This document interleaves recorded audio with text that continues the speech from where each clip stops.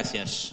Empiezo con un saludo del OIT a las compañeras y compañeros del PIT-CNT. Es mi segunda visita a Uruguay, la segunda vez con el PIT-CNT, y es un gusto estar con ustedes en este momento tan propicio que es la celebración de los 100 años de la ley. Entiendo que ha sido la ley de trabajo obrero de hace 100 años.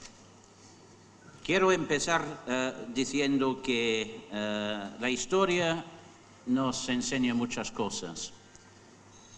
La lucha por la jornada laboral de 8 horas ha sido quizás la lucha más antigua del movimiento sindical internacional. Y quiero decir que ha sido un compatriota mío que ha sido el primer en proponer la jornada de 8 horas, Robert Owen, en 1817, con esta frase tan bonita que decía que el destino del obrero tenía que ser 8 horas de trabajo, 8 horas de recreo, 8 horas de descanso. 1817. Tuvimos que esperar casi 100 años para que los uruguayos remate este propósito, porque en mi país no se hizo nada. Lamentablemente pasa igual con el fútbol. Ustedes ganan la Copa del Mundo la primera vez, nosotros esperamos 50 años antes de ganar una vez.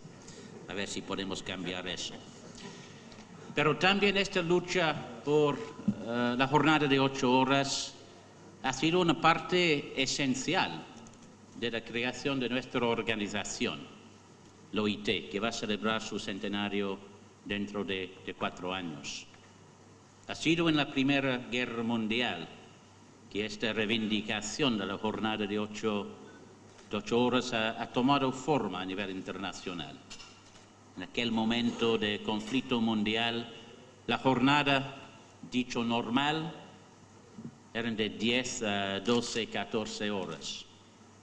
Pero en el tratado que dio término a la Primera Guerra Mundial, el Tratado de Paz de Versalles, en el capítulo 13 sobre el trabajo, se preveía, y cito, en el mismo capítulo que fundó el OIT, se previó expresamente, y cito, la reglamentación de las horas de trabajo, fijación de duración máxima de la jornada y de la semana de trabajo, y eso es entre las medidas imprescindibles para mejorar las condiciones de trabajo.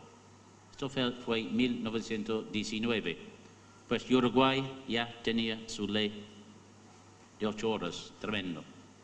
4 años más tarde, el OIT aprobó el primer convenio de su historia, el convenio número 1, y lo tengo aquí.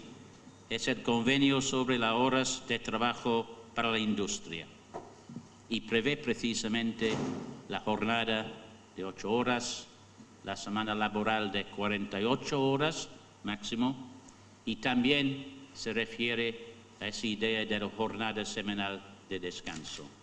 Así que Uruguay ha tenido un rol de vanguardia en esta cuestión tan fundamental que es la reglamentación de la duración de la jornada de trabajo, la semana laboral.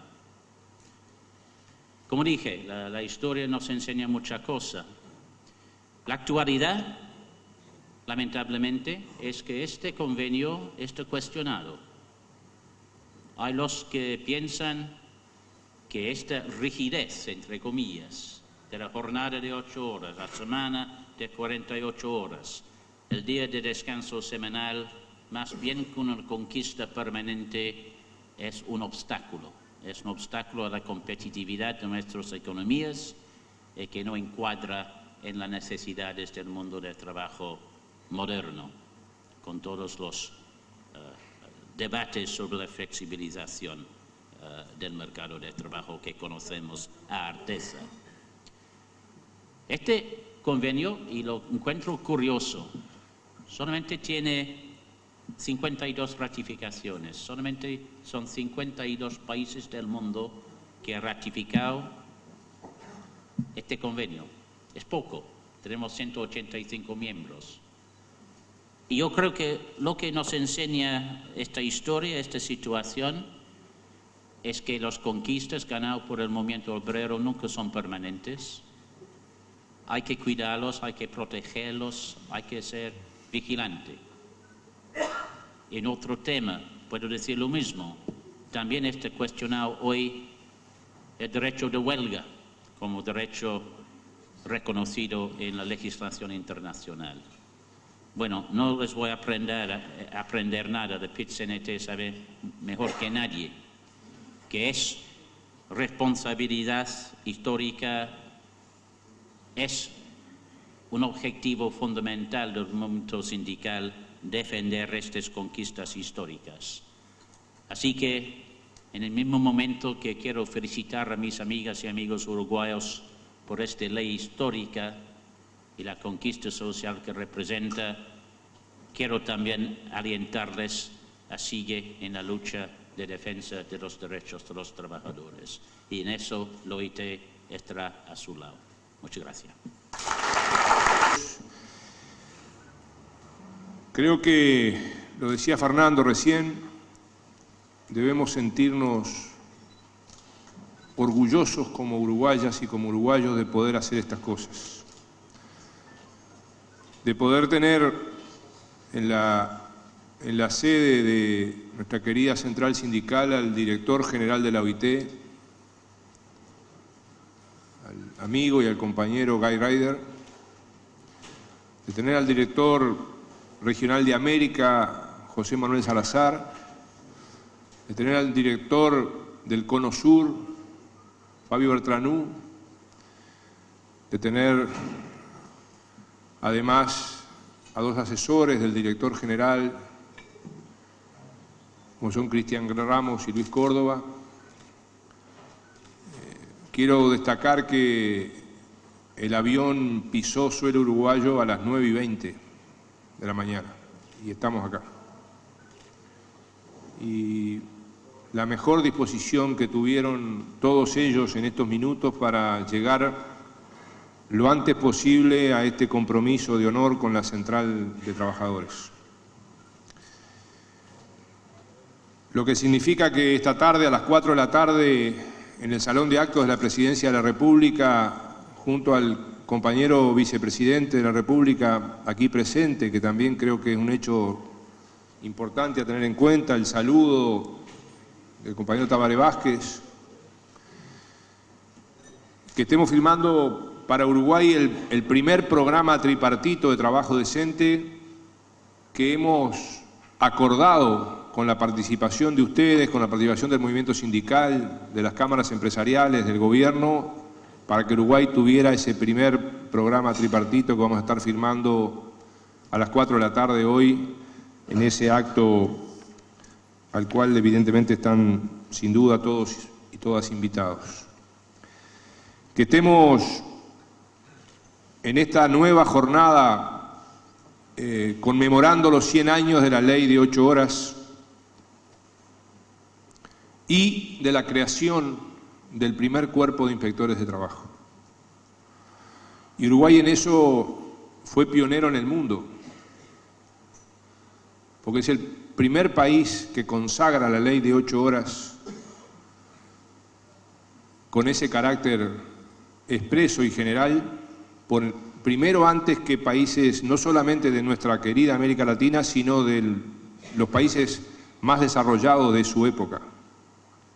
Y al mismo tiempo crear el primer cuerpo de 25 inspectores para llevar adelante el cumplimiento o buscar el mejor cumplimiento de las condiciones de trabajo. Y el año pasado celebramos los 100 años de la primera ley de salud laboral. Y como lo señalaba Fernando, tuvieron que pasar 100 años para que lográramos la ley de 8 horas para los trabajadores rurales. Y creo que eso no ha sido una casualidad. Tuvieron que pasar 100 años para que a principios del siglo XXI tuviéramos el nuevo momento del salto cualitativo en conquistas laborales y de seguridad social para nuestro pueblo. Porque solamente es comparable y solamente es superado 100 años después la cantidad y calidad de las normas laborales que se aprueban en este siglo XXI bajo nuestro gobierno del Frente Amplio. Y tenemos que seguir mejorando, y tenemos que seguir cambiando, y tenemos que seguir alimentando la utopía. Y hay que seguir trabajando.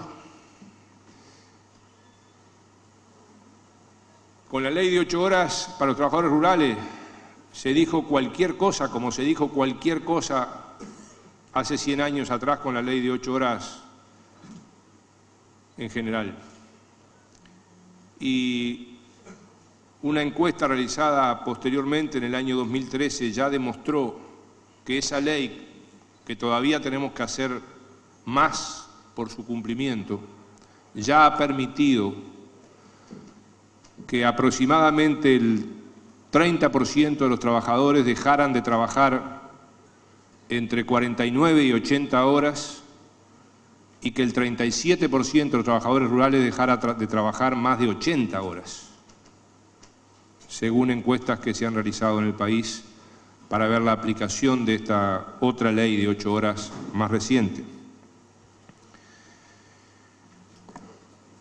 Y creo que también vamos a tener que ver en esto esa interrelación que hubo entre los primeros surgimientos del movimiento sindical y las leyes que fueron apareciendo.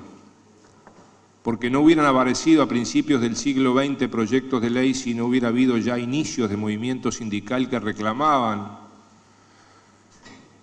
como en el primer paro del 1911 por la ley de 8 horas en el país, o en los primeros movimientos sindicales internacionales que ya desde el siglo XIX lo empezaban a reclamar.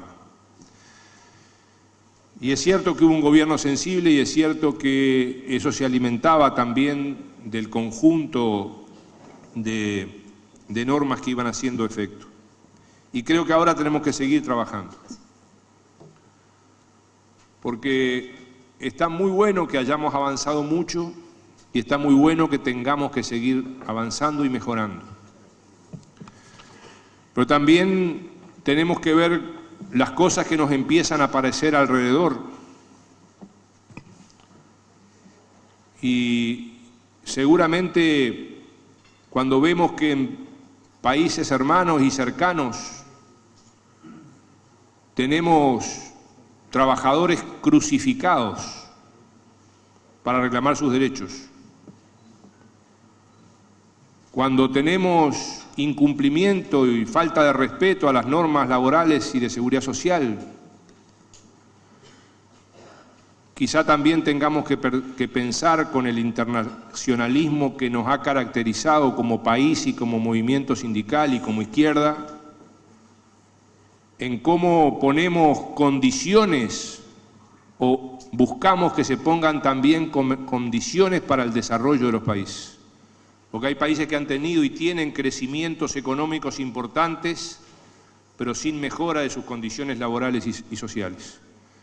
Y además tenemos que ver cómo también relacionamos eso con el comercio, porque hay países que compiten comercialmente sin cumplir con las cosas que nosotros hemos ido avanzando y que queremos seguir avanzando en el cumplimiento de esos derechos. Por tanto, creo que hacer estas cosas, estar hoy nuevamente acá, como hace pocos días estuvimos en esta misma sede con los compañeros de Salud Pública redactando el convenio para ese sector, en la sede del PICNT haciendo un convenio colectivo, o como estaremos el viernes con los trabajadores rurales en Punta de Maciel.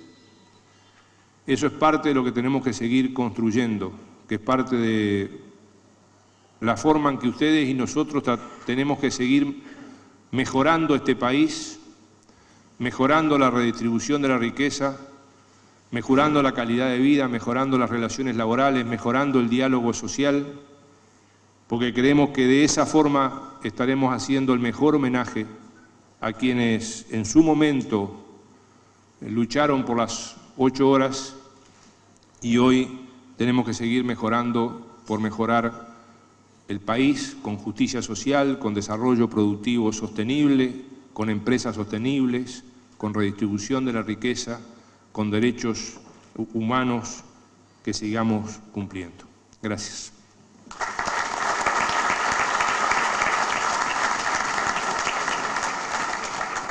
Bien, ahora le damos paso a Guy Ryder, director regional de la OIT. Me parece que sería... Y bienvenido, señor director de la OIT, señor Ryder. Un saludo a todos los trabajadores y representantes que están aquí, compañero ministro, compañeros dirigentes de nuestra central. Unas breves palabras y algunas reflexiones sobre esto.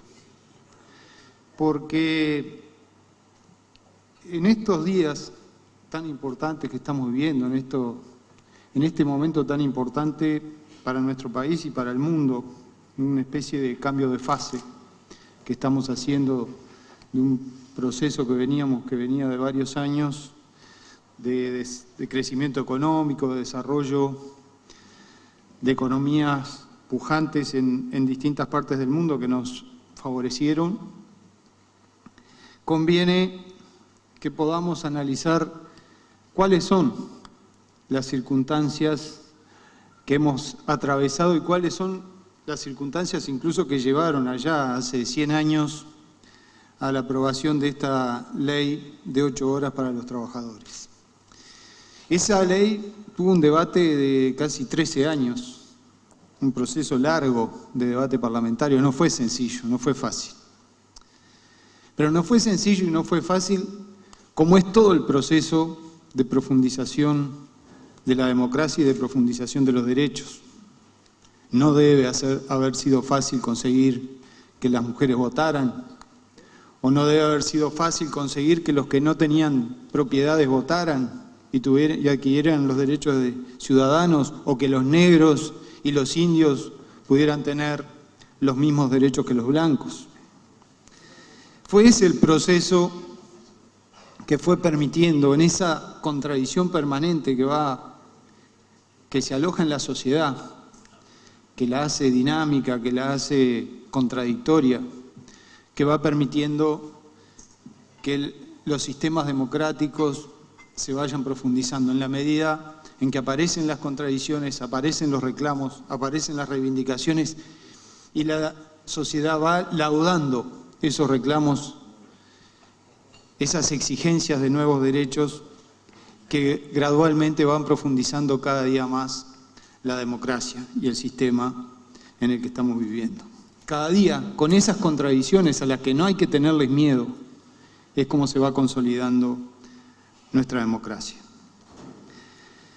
En estos años, que están lejos de aquel 1915 de aprobación de la ley de 8 horas, en estos últimos años quizás vale la pena en este sentido analizar qué nos ha pasado en el Uruguay.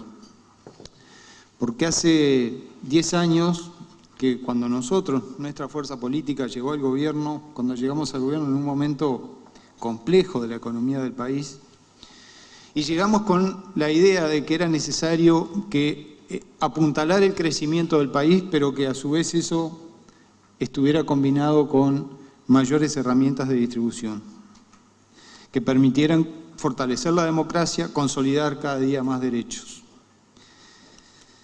Y se usaron varias herramientas. Primero, teníamos casi un 40% de pobreza, casi un 20% de desocupación, un producto que estaba alrededor de los 15.000 millones de dólares, teníamos un 5, un 6% de indigencia,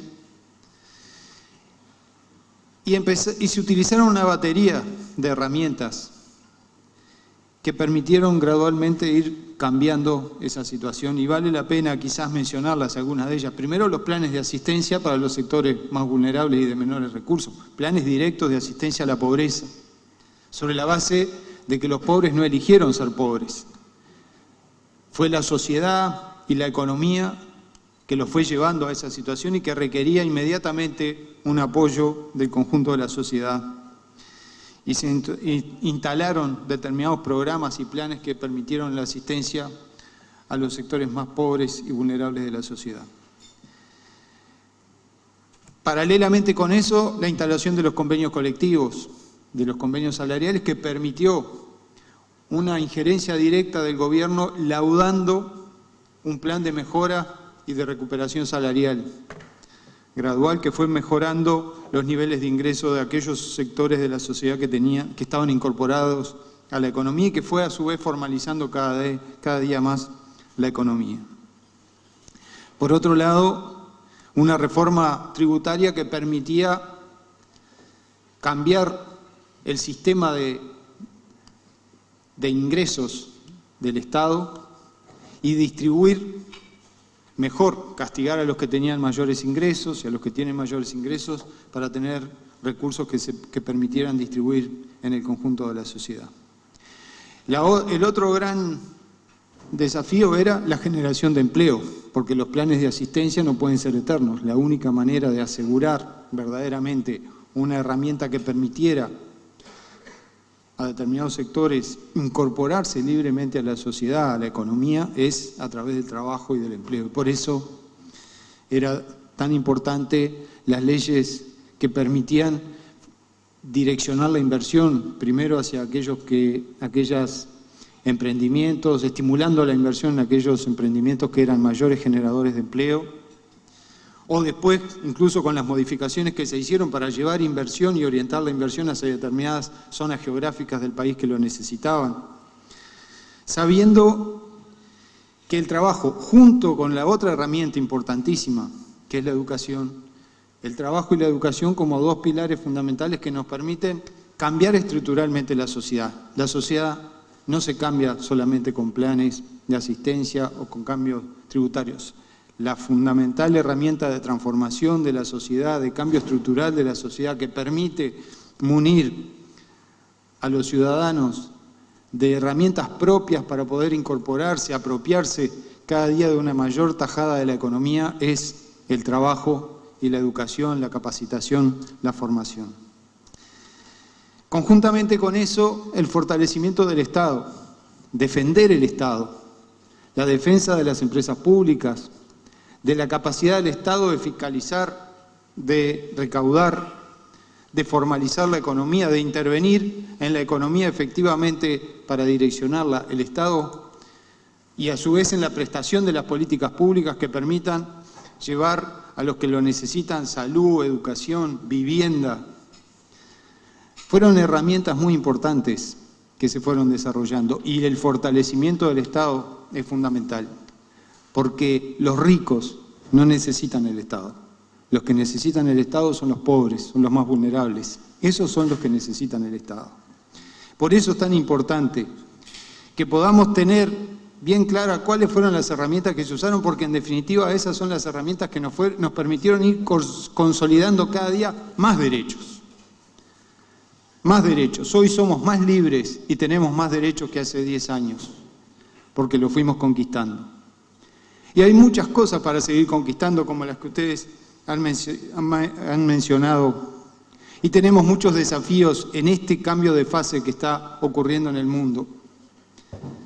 Porque hemos sabido desarrollar estas políticas en una buena fase de crecimiento económico, de buenos precios de los commodities, de buenos precios de nuestras exportaciones. Hemos podido desarrollar estas políticas y hemos sabido hacerlas en esta época de bonanza. Y el desafío que tenemos por delante es si sabremos mantener estas políticas y si sabremos seguir privilegiando a los más humildes, a los más vulnerables, en época de vacas flacas, donde los precios de nuestras exportaciones no son tan buenos, donde los precios de los commodities no son tan buenos. Hemos sabido gobernar con buenos precios y el desafío es, ¿sabremos gobernar con malos precios? ¿Sabremos ser justos, mantener las políticas? Y ese es el enorme desafío en el que todos estamos embarcados. Ese es el desafío en el que todos tenemos que estar unidos. Porque no podemos permitir que en época de dificultades vuelvan a pagar los platos rotos aquellos que están en condiciones de mayor vulnerabilidad. Para eso se necesita mantener el diálogo, mantener la línea y la firmeza en la conducción estratégica de hacia dónde vamos, mantener el diálogo social, la conexión que nos permita entre todos ir encontrando esas soluciones que se necesitan para épocas difíciles que tenemos por delante. Muchas gracias.